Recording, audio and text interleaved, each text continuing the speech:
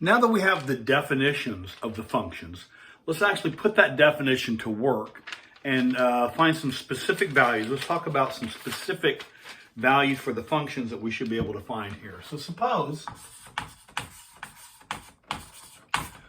we're given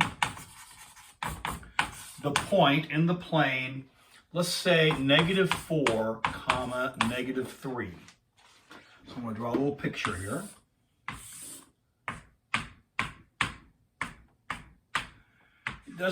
The pictures you draw don't need to be astonishingly accurate, just something reasonable to get an approximation to help you be able to work through the items, the problems here.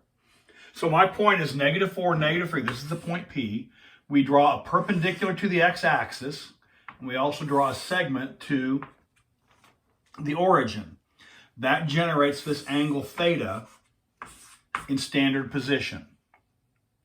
And we have this side is, remember, this is the x coordinate. It's not distance -4, it is coordinate -4.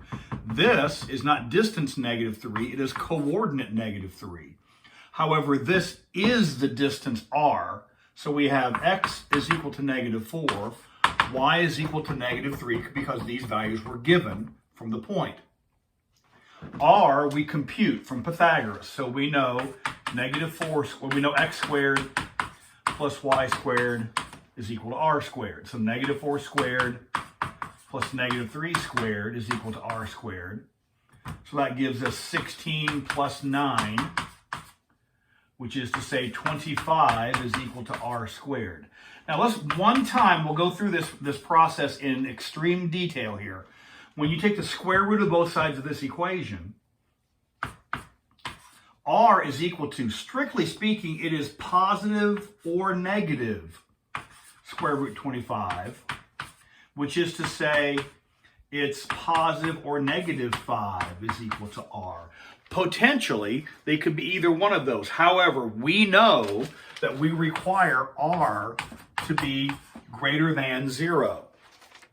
And so because of this condition, we choose the positive. So this gives us, this condition gives us that r is actually equal to +5. R must be greater than 0. We choose the positive square root. So r is equal to 5. So from that, we may now use, so what are we asked to do? We are asked, find the values of all 6 trigonometric functions. All right? So, what is sine of theta? Not just sine of theta, cosine theta, tangent theta, give yourself a little space, cotangent theta, secant theta, and cosecant theta. Well, what do we know about sine? Let's go to the x, y, r definitions. The x, y, r definitions, they need to be absolutely and completely memorized to the 10th degree. You must know the x, y, r definitions. You don't have time to stop and think about it later on. You just need to know the x, y, r definitions. And so sine is y over r. Y is given to be, or we know y is given to be -3, r is 5. So we have -3/5. Cosine, x over r, x is -4. Tangent is y over x. So the y coordinate is -3, x is -4. You may, if you wish, leave it here, but it's probably not asking too much to say that is 3/4. Right?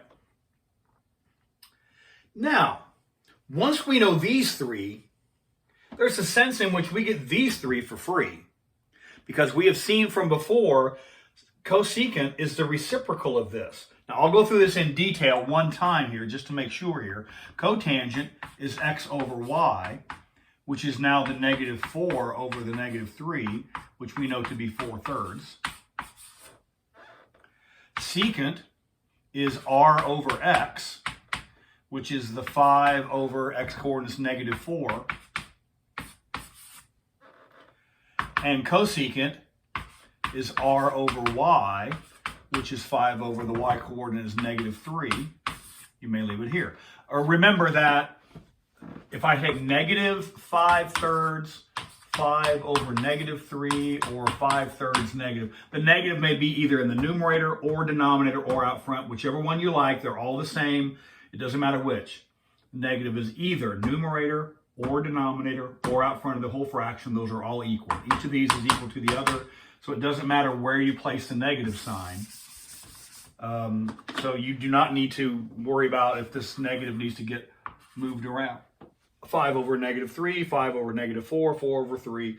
And so these are the values of the 6 trigonometric functions for the point p is equal to negative 4 comma negative 3.